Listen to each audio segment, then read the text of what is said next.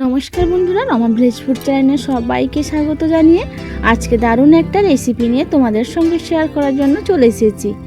Office যাওয়ার সময় বা স্কুলে যাওয়ার সময় হাতে যদি খুব কম সময় থাকে, এই রেসিপিটি তাড়াতাড়ি করে বানিয়ে নেওয়া যেতে পারে। তো বন্ধুরা, এই রেসিপিটি বানানোর জন্য আমার রেসিপিটি তোমাদেরকে শেষ পর্যন্ত দেখতে হবে। তোমাদের কাছে অনুরোধ রইল ভিডিওটা কেউ স্কিপ না করে শেষ পর্যন্ত দেখে যাবেন। আর রেসিপি যদি ভালো লাগে তাহলে বন্ধুদের মধ্যে শেয়ার করে দেওয়ার অনুরোধ রইল।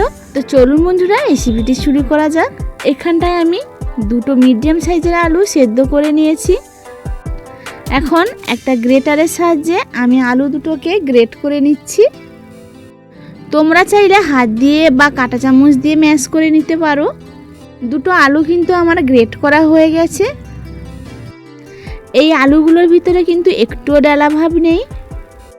এরপরে এই গ্রেট করা আলুর মধ্যে আমি দিয়ে দিচ্ছি একটা মিডিয়াম সাইজের পেঁয়াজ কোচানো,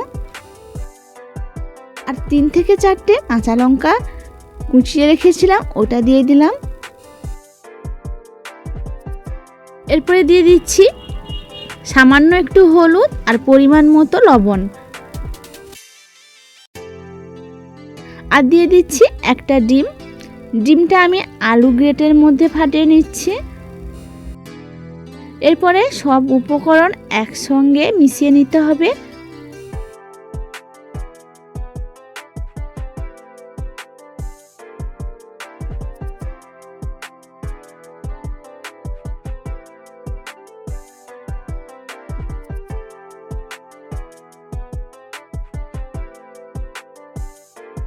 সব উপকরণ কিন্তু আমার ভালোভাবে মেশানো হয়ে গেছে।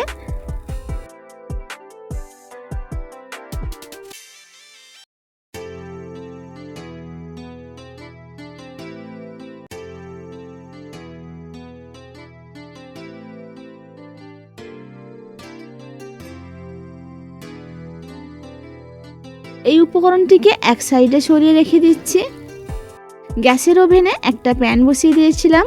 প্যানটা গরম হতে সামান্য পরিমাণ দিয়ে দিচ্ছি তেল। যে মিশ্রণ ব্যাটারটা আমি রেখেছিলাম, সেই ব্যাটারটা আমি প্যানের মধ্যে দিয়ে একটা চামচের সাহায্যে প্যানের চারিদিক ছড়িয়ে দিব। আমি যেভাবে ছড়াচ্ছি ঠিক সেইভাবে ছড়িয়ে দিতে হবে। বন্ধুরা, এই রেসিপিটি কিন্তু খেতে কিন্তু দারুণ টেস্ট হয়, আর খুব কম সময়েও বানানো যায়। বাচ্চাদের স্কুলে টিফিনে যদি তাড়াতাড়ি এই রেসিপিটি বানিয়ে দেওয়া যায়, তাহলে কিন্তু বাচ্চারা খেলে খুবই আনন্দিত হবে। বা তোমাদের কাজের ফাঁকে যদি কোনো রকম খিদে লেগে যায়, তাহলে এই রেসিপিটি ঝটপট বানিয়ে খেয়ে নিতে পারো।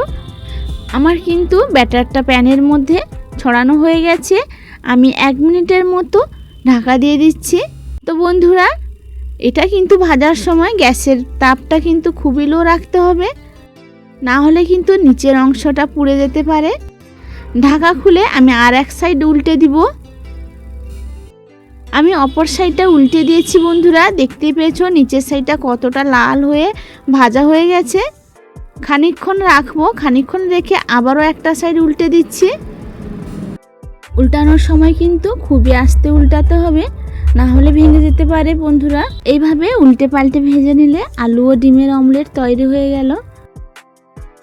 তো বন্ধুরা, এই অমলেটটা আমার রেডি হয়ে গেছে। আমি একটা প্লেটে ঢেলে নিচ্ছি। তো তোমরা দেখতেই পাচ্ছ দেখতে কতটা সুন্দর হয়েছে। তো আমি একটা ছুরির সাহায্যে কেটে নিচ্ছি। এই অমলেটটা তোমরা যে কোনো সস দিয়ে খেতে পারো।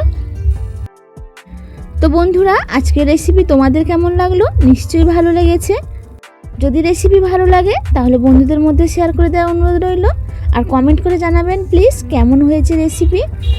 যে সকল বন্ধুরা আমার চ্যানেলটিকে এখনও সাবস্ক্রাইব করোনি, তাদের কাছে অনুরোধ করছি আমার চ্যানেলটিকে সাবস্ক্রাইব করে আমার পাশে থাকবেন, আর ভালোবেসে একটা লাইক কমেন্ট করে যাবেন। আর এইভাবে চটজলদি একটা রেসিপি বাড়িতে একবার ট্রাই করে দেখবেন।